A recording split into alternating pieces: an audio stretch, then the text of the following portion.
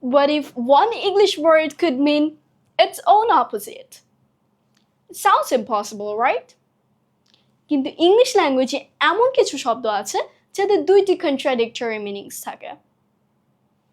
They look innocent, but their meanings can go in different options. And these mysterious words are called JANUS words.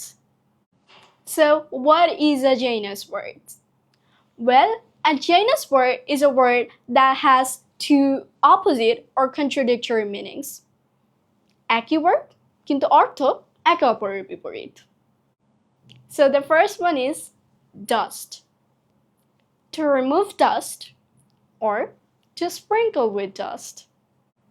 And here's a surprising one. Bolt.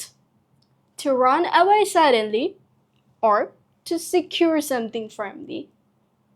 Same word, two different directions. And this is the strange beauty of English. So next time you see a strange English word, don't trust it quickly.